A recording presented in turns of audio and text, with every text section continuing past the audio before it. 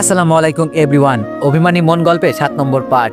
আর তোমরা যারা প্রমোশন করাতে চাও, হোক সেটা website, apps, page, brand, products বা অন্য কিছু, তাহলে আমাদের ডিসক্রিপশন বক্স এবং কমেন্ট বক্সে দেওয়া নাম্বারে যোগাযোগ করতে পারেন। আমি আপনাদের প্রচারকে সর্বোচ্চ গুরুত্ব দিয়ে কাজ করব। তোমাদের দয়া এবং ভালোবাসায় আমাদের ফ্যামিলি প্রায় 50কে ছুঁতে চলেছে। এভাবে পাশে থেকো যেন প্রতিদিন নতুন কন্টেন্ট নিয়ে আসতে পারি। আর 50কে উপলক্ষে তোমাদের জন্য কিউএনএ ভিডিও আনতে চলেছি। তো যাও তাড়াতাড়ি গিয়ে পোস্টে তোমাদের মতামতগুলো জানাও, তোমরা কি কি জানতে চাও। তো চলো বেশি কথা না কইয়া গল্প শুরু করা যাক। ঘড়িতে তাকিয়ে দেখি ভোর 5টা বাজে। এখন আর ঘুম আসবে না, যাই ফ্রেশ হয়ে আসি বলে জানালা দিয়ে পাশ দিয়ে যেতেই কারো গলার শব্দ পেলাম। এত ভোরে কে কথা বলছে? রাতে ঘুমাইনি নাকি? কৌতূহলবশত জানালা দিয়ে তাকাতে দেখতে জানালার পাশে গেলাম। জানালা দিয়ে তাকিয়েই দেখি আপু ঘুমাচ্ছে। পাশে আমার আব্বু ও সৎমা বসে আছেন। আব্বুর হাতে একটা কাগজ টাইপের কিছু। আব্বু বলল, আমার যা কিছু আছে তা তো সব আবির ও লাবণ্যরই। আর এই দলিল দিয়ে কি হবে? তোমার আব্বু তো এই দলিলে সবকিছু ওদের দুজনের নামই লিখে দিয়ে গিয়েছেন, আবার তুমিও লিখে দিলে। আমি এগুলো দিয়ে কি করব? বরং আমার সবকিছুই ওদেরকে লিখে দিব। এটা রাখো, তুমি ওরা ঘুম থেকে উঠে আসলে ওদেরকে বুঝিয়ে দিও। সৎমা বলল, আমার আব্বুর বুকে মাথা রেখে একটু কান্না করতেই আব্বু বলল, ভেবো না, ওরা অনেক ভালো। দেখো সবসময় দুজনেই তোমায় মা বলে ডাকবে, ওদের মায়ের আসনে তোমাকে বসাবে। আমি এবার চলে আসছি আর মনে মনে বলছি, জানি না আমার মায়ের আসনে বসাতে পারবো কিনা, তবে আমার সৎমা নিঃসন্দেহে ভালো মানুষ, তা বুঝতে আর বাকি রইল না। এতদিন ওনার প্রতি আমার যে ভুল ধারণা ছিল তা ভুল প্রমাণিত হলো। হয়তো বা আমার নানাই আব্বুকে ফাঁসিয়েছিল ওনার মেয়েকে বিয়ে করার জন্য, কিন্তু আসলেই কি এমন বিষয়টা তা আমার সত্য জানা নেই। হয়তো বা কোনোদিন জানতেও পারবো না, কেননা এই জানার জন্য এমন প্রশ্ন আমি ছেলে হয়ে বাবাকে করতে পারবো না। তবে নানা ও সৎমা আমাকেও আপুকে এই বিশাল সহায় সম্পত্তি সবকিছু লিখে দিয়ে গেছেন ভাবতেই আমার কেমন যেন অবাক লাগছে। ফ্রেশে আবার রুমে গিয়ে একটু শুয়ে পড়ে ভাবছি, আমার নানা সবকিছু আমাদেরকে লিখে দিয়েছেন কেন? তাহলে কি উনার আর কোনো ছেলে মেয়ে নেই? উনি আর শুধু উনার একটা মেয়েই? একটু পর আপু এসে আমায় ডেকে বলল, ভাই আব্বু ডাকছে তোকে। আমি বললাম, আপু তোর এই অবস্থা, একটু চলাফেরা কম কর, বলেই আব্বুর রুমে চলে গেলাম। আমার সাথে আপুও গেল। আব্বু বলল, বসো এখানে। আমি বসে পড়লাম। বসে দেখি আমার সৎমা আমার দিকে তাকিয়ে আছে, চোখের পাতা যেন ফেলছে না। উনার ফেসটা বলছে উনি যেন এই পৃথিবীর সব থেকে মিষ্টি ডাক, মা ডাকটি আমার মুখ থেকে একটিবার শুনতে চাচ্ছেন। আব্বু বলল, শুনো আবির, তোমার নানার মৃত্যুর জন্য আমরা 4 দিনের দিন খাওয়া দাওয়ার আয়োজন করব, তাই তোমার সাথে আলোচনা করতে ডেকে পাঠিয়েছি। আমি বললাম, আচ্ছা আব্বু। এবার বুঝলাম আব্বু কেন কাল বাড়িতে না যেয়ে বলল আমাদের কিছু কাজ আছে। আমার সৎমা ওই রাতে কাগজটি আমায় বের করে দিল। আমি যদিও জানতাম এটা কিসের কাগজ আর কেনই বা দিল, তবুও জানতে চাইলাম এটা কিসের কাগজ। আমার সৎমা বললেন, আমার আব্বু মানে তোমার নানা, ওনার সব সম্পত্তি তোমাকেও তোমার আপুকে লিখে দিয়ে গেছেন এবং আমিও সব লিখে দিয়েছি। আজ থেকে এই সব সম্পত্তি তোমাদের। এই সব কিছুর দলিল এটা, বাবা নাও তুমি। আমার সৎমার কথাগুলো শুনে আমি বুঝছি না আমি এইসব স্বপ্ন দেখছি না তো, নাকি আসলেই বাস্তবেই কাল রাতে যা দেখছি আসলেই তা সত্যি। আমি বললাম, আমি এসব কেন নিব? এগুলো তো আমার বাবার না, মানুষের কোনো কিছুই তো আমি নিব না। আপু বলল, ভাই এগুলো কি বলছিস? মানুষের কেন হবে? এগুলো আমাদের মায়ের।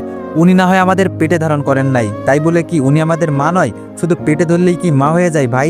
আপুর কথার উত্তর আমার কাছে নেই। তাছাড়া আপুর উপর আমি কোনোদিন কথাও বলি নাই, তাই আপুর কথায় আমি মাথাটা এবার নিচু করলাম। আব্বু কিছু বলছে না, কেননা আব্বুর বলার মতো এখানে কিছুই নেই।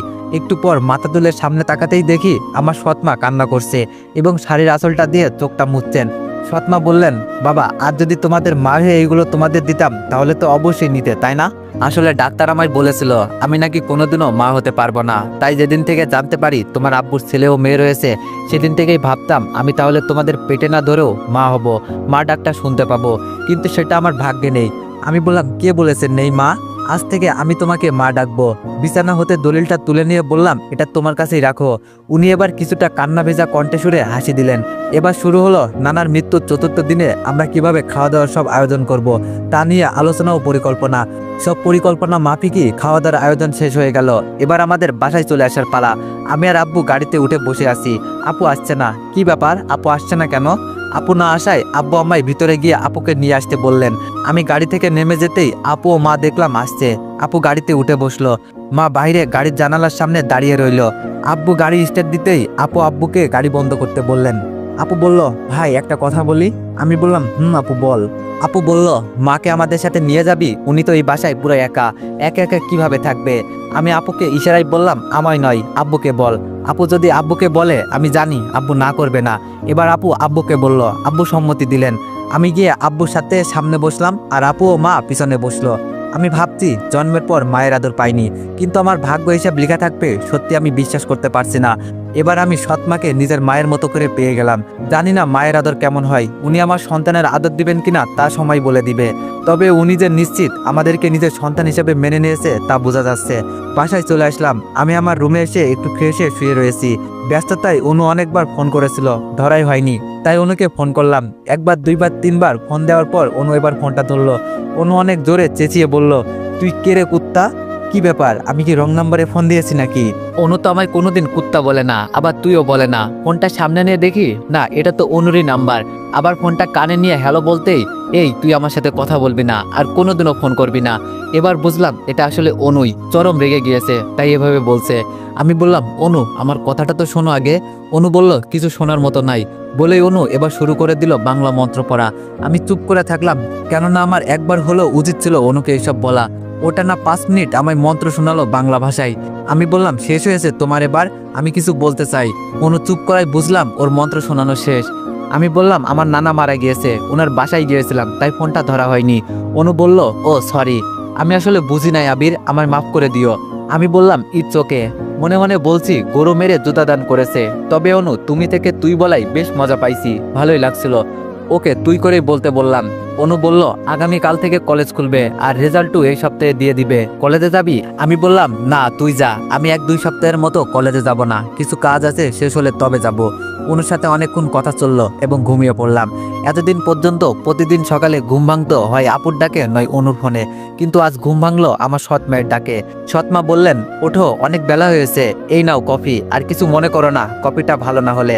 আমি উঠে কফির মগটি হাতে নিলাম। উনি আমার বিছানা সহ পুরো ঘরটা গুছাতে লাগলেন। কফির মগে চুমুক দিতেই আজ ছাদটা অন্যরকম লাগছে। প্রতিদিন আপু না হয় আব্বু কফি বানায়, আজ মনে হয় মা বানিয়েছে।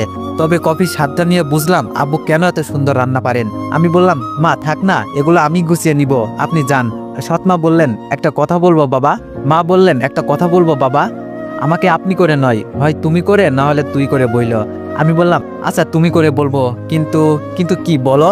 আমাকেও যে একটু আগে তুমি করে বলা হলো তা বলা যাবে না, তুই করে বলতে হবে। মা বলল, আচ্ছা আচ্ছা ঠিক আছে তাই বলবো। কিছুক্ষণ কথা হওয়ার পর উনি বাইরে গেল। আসলে মায়ের আদরটা কি জিনিস তা আমি আজ একটু বুঝলাম। সত্যি নিজের মায়ের আদর না পেয়ে এমন একজন সৎ মায়ের কাছে এমন মায়ের আদর পাবো তা কোনোদিন ভাবিও নাই। আমি উঠে ফ্রেশ হয়ে সকালের নাস্তা খেতে টেবিলে গেলাম। মা সব পরিবেশন করছে। চেয়ারে বসে সামনে তাকাতেই দেখি আপু একটা চিৎকার করলো। মা ও আমি দৌড়ে আপুর কাছে যেতে মা বলল, তাড়াতাড়ি গাড়ি বের করো, লাবণ্যকে হাসপাতালে নিতে হবে, ও মা হতে চলেছে। আব্বু চেঁচামেচি শুনে দৌড়ে আসলেন এবং গাড়ি বার করলেন। আপুকে নিয়ে হাসপাতালে চলে গেলাম। ডাক্তার আপুকে অপারেশনের জন্য ভিতরে নিয়ে গেল। আমি, আব্বু আর মা বাইরে বসে রইলাম। কিছুক্ষণ পর ডাক্তার বের হয়ে বললেন, অপারেশন সাকসেসফুল, মা ও ছেলে দুজনেই ভালো আছে। ভিতরে গিয়ে সবার আগে আমি ভাগ্নেকে কোলে তুলে নিলাম। মাম্মা দেখি পুরোই রাজকুমার আর পুরোই মাসুদ ভাইয়ের কফি। হাই ভাগ্নে, হাই ভাগ্নে বলাই আমার শরীরের সব কাপড় নষ্ট করে দিল, আমার শার্টে দিল প্রসাব করে। মা এসে ভাগ্নেকে নিয়ে বলল, তুই যা, জামাটা একটু ধুয়ে আয়। জামাটা একটু ধুয়ে ফেলার জন্য ওয়াশরুমে যেতে অনু ফোন করলো। এক হাতে জামাটি ধুচ্ছি আর অন্য হাতে কল রিসিভ করে অনুকে হ্যালো বললাম। অনু বলল, আবির তুমি কোথায় আছো? আমি এখনই তোমার সাথে দেখা করতে চাই। আমি বললাম, এভাবে কেন বলছো, কি হয়েছে অনু?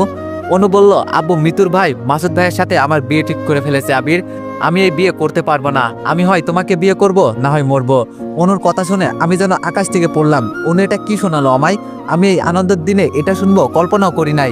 মাসুদ ভাই অনুকে, মাসুদ ভাইয়া অনুকে বিয়ে করবে, এটা আমি কি শুনলাম? মাসুদ ভাইয়ার ভিতরের রূপটা এমন, সত্যি ভাবা যায় না। সি ওয়াশরুম হতে চলে এসে আব্বু মাকে বললাম, আমার একটু দরকারে বাইরে যাচ্ছি, একটু পর ফিরবো বলেই চলে আসলাম। আপুর সুখের সংসারে একমাত্র আমার জন্যই আগুন লেগেছে। সংসারটি ভেঙে গেলেও আপু এখনো মাসুদ ভাইয়াকে ডিভোর্স দেয়নি। পথ চেয়ে বসে আছেন মাসুদ ভাইয়ার, উনি কবে যেন এসে ওকে নিয়ে যাবে। আমি জানি আপু মাসুদ ভাইয়াকে কতটা ভালোবাসে। মাসুদ ভাইয়ার থেকে আপু দূরে আছে ঠিকই, কিন্তু আমার মনে হয় না মাসুদ ভাইয়ার প্রতি আপুর ভালোবাসা একটুও কমে গিয়েছে। বরং আজও দেখি আপু মাঝে মাঝে ওনার জন্য কাঁদে। আজ যদি মাসুদ ভাইয়া অনুকে বিয়ে করে নেয়, আপু তাহলে সত্যি পাগল হয়ে যাবে। আপু এই কষ্ট কিছুতেই সহ্য করতে পারবে না। না, এ হতে পারে না। আমার জীবন থাকতে আমি এটা হতে দিব না। প্রয়োজনে মৃত্যুর পা ধরবো, ও যেন মাসুদ ভাইয়াকে সব সত্যি খুলে বলে, তবু আমি এটা হতে দিব না। অনুকে ফোন করে আসতে বললাম। আমি হন্য হয়ে দৌড়ে গেলাম। অনু দেখি আমার আগে গিয়ে বসে থেকে বাদাম খাচ্ছে। আমি বললাম, অনু তুমি ফোন করে এগুলো কি বললে, তা কি আসলে সত্যি? অনু বলল, সত্যি। আমি বললাম, না, এ হতে পারে না, এটা কোনোদিনও হতে পারে না। তুমি মাসুদ ভাইয়াকে কোনোদিনও বিয়ে করতে পারো না। আমি তোমায় মাসুদ ভাইকে বিয়ে করতে দিব না, কোনোদিনও না। অনু কিছু না বলে একটা মুচকি হাসি দিল। অনু হাসছে কেন আমি বুঝলাম না, অবাক হয়ে ওর দিকে তাকালাম। অনু এবার বলল, এত ভালোবাসা আমায় এতদিন বলো নাই যে? আমি জানতাম তুমি আমাকে ভালোবাসো, তাই আজ পরীক্ষা করতেই আমি এসব বলেছি। আমি কেন মাসুদ ভাইয়াকে বিয়ে করতে যাব? আবির প্লিজ, আমি চাই তুমি এই 3টি ওয়ার্ড সর্বপ্রথম তোমার মুখ দিয়ে আমাকে বলো, বলো প্লিজ।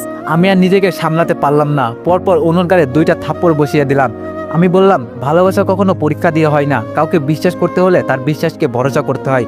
ভালোবাসার পরীক্ষা নেওয়ার জন্য তুমি এতটা নিচ হবে এমন উপায় বেছে নিবে? কি অনু, আমার ভাবতেও অবাক লাগছে।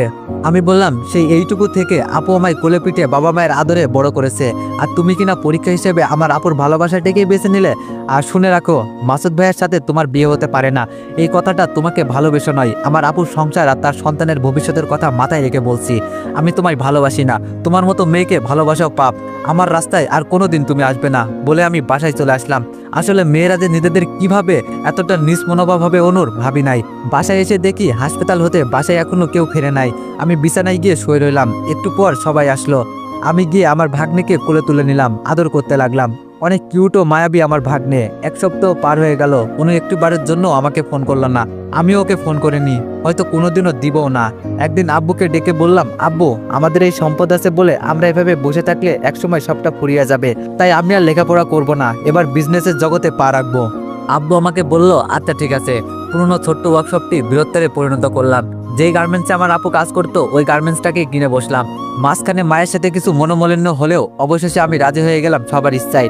একদিন মা বলে বসলো, বাবা, এই বাসা তো আমরা পরিবর্তন করতে পারি, তোমার নানার বাসাটিতে কেউ নেই, খালি পড়ে আছে, আমরা তো ওখানে থাকতেই পারি। সবাই ওই বাসায় থাকলেও আমি থাকতে পারবো না, আমি তা মাকে সাপ সাপ করে বলে দিলাম। এই নিয়ে মায়ের সাথে মূলত কিছুটা মনোমালিন্য হয়, কিন্তু আজ আমিও রাজি হয়ে গেলাম। এই ছোট্ট বাহারটি ভাড়াটে করে দিয়ে নানার বাসায় পাড়ি জমালাম। আজ আমার জীবনের সবকিছুই পরিবর্তন হয়ে গিয়েছে। সারাদিন অফিস করে বাসায় এসে ভাগ্নের সাথে আনন্দ দুষ্টুমিতে মেতে উঠতাম। আজ আমার নামটি দেশের নামকরা স্বল্প বয়সী বিজনেসম্যানের মধ্যে যোগ হয়েছে। বাড়ি গাড়ি এমনকি নামের সাথে অফিসের কর্মকর্তারা চৌধুরী যোগ করে ডাকেন। মাসুদ ভাইয়া, মিতু বা অনু কারোর সাথে আমার আর এই 1টি বছরের জন্য কোনোদিনও দেখা হয়নি। আমি দেখা করার চেষ্টাও করিনি। সমাজে যেখানে টাকা পয়সার অভাবে এতিম দরিদ্র ছেলেমেয়েরা পড়াশোনা বন্ধ হয়ে যায়, সেখানে আমি আমার হাতটা বাড়িয়ে দিই, কেননা আমি এই জীবনের এক পর্যায়ে ওদের মতোই এতিম ছিলাম। এরই সুবাদে আমি যেই কলেজে পড়তাম সেই কলেজে প্রধান অতিথি হয়ে এক অনুষ্ঠানে ডাক পেলাম সমাজে হতদরিদ্র ও এতিম মানুষদের সাহায্য করার জন্য। কলেজে একটা ক্লাব খুলব, মূলত তারই জন্য অনুষ্ঠানের আয়োজনটা করা হয়েছে। আমি ওদের ডাকে সাড়া দিলাম এবং যাব বলে জানিয়ে দিলাম। ভাবতেও যেন অবাক লাগছে, মানুষের ভাগ্য কি লেখা আছে তা আসলে বলা অনেক কঠিন। আজ যে কলেজে পড়তাম একসময় সেই কলেজের এক অনুষ্ঠানে আমি প্রধান অতিথি হয়ে যাচ্ছি। আমার ভাগ্নেকে সাথে নিয়ে যাব বলে ভাবলাম। এই 1 বছরে যতটা পরিবর্তন হয়েছি সব পরিবর্তন বদলিয়ে আগের মতো এতিম ও গরিব বেশ ধরলাম। আমার ভাগ্নেকে কোলে নিয়ে ভাড়ায় চালিত গাড়ি করে অনুষ্ঠানে প্রধান অতিথি হয়ে গেলাম। একটু সামনে গিয়ে চেয়ারে বসে ভাগ্নেকে নিয়ে বসে বাদাম খাচ্ছি আর এদিক ওদিক তাকাচ্ছি, কেননা আমি অনার্স 2য় বর্ষে ওঠার পর পড়ালেখা বাদ দিয়েছি। আর সেই হিসাবে অনুর এখন 3য় বর্ষে পড়ালেখা করার কথা, কিন্তু অনুকে দেখছি না। আমার পাশে বসে থাকা 2 ভদ্রলোক গল্প করছিল। প্রিন্সিপাল স্যারকে কতবার বললাম আবির চৌধুরীর মতো মানুষকে এই অনুষ্ঠানে প্রধান অতিথি না করতে, উনি শুনলেনই না আমাদের কথা। ওনার মতো মানুষ কি এই অনুষ্ঠানে আসবেন নাকি, এবং এই ক্লাবে কি স্পন্সর করবেন কখনো? কখনোই করবেন না। এবার বুঝুক ঠেলা, অনুষ্ঠানের আয়োজন সব লক্ষ্যটাই বৃথা গেল। মাঝখান থেকে শুধু শুধু এতগুলো টাকা নষ্ট হয়ে গেল। আর মাত্র 5 মিনিট সময় অনুষ্ঠান বাকি, এখনো প্রধান অতিথি আবির চৌধুরী আসে নাই। ফোন দিলে ফোন বন্ধ দেখাচ্ছে। আসলে সবার কি প্রতিক্রিয়া আমার বিষয়ে সেটা শুনতেই আমি এভাবে এখানে উপস্থিত হয়েছি। অনুষ্ঠান শুরু হয়ে গেল। 2 টিমে স্টেজে উঠলো। দেখতে দুইজনকেই বেশ সুন্দর লাগছে। ওরা মাউথ স্পিকার নিয়ে বলল, আজকে এই অনুষ্ঠানটি আমরা 2 জন উপস্থাপনা করছি, আমি অনু আর আমি মিতু। তার মানে এরা 2 জনই অনু আর মিতু। আরে বাহ, মেকআপে দেখছি 2 জনকে চিনতেই পারি নাই। অনুষ্ঠান শুরু হয়ে গেল। মামা ভাগ্নে বসে অনুষ্ঠান উপভোগ করতে লাগলাম। একটু পর আমার ভাগ্নে কান্না করছিল, তাই পাশে বসে থাকা ওই ভদ্রলোক স্যার 2 জন বলে বসলো, এইটুকু বাচ্চা নিয়ে কি অনুষ্ঠান দেখতে আসে? নিজেও দেখবে না, আবার আমাদেরকেও দেখতে দিবে না। এক স্যার বলল, কি ব্যাপার, তোমাকে এই কলেজেরই ছাত্র মনে হচ্ছে, তুমি আবির না? আমি বললাম, স্যার আমি আবির। স্যার বলল, ও পড়াশোনা বাদ দিলে যে, আর এই বাচ্চাটা কার? আমি বললাম, এমনি স্যার, আর ও আমার ভাগ্নে।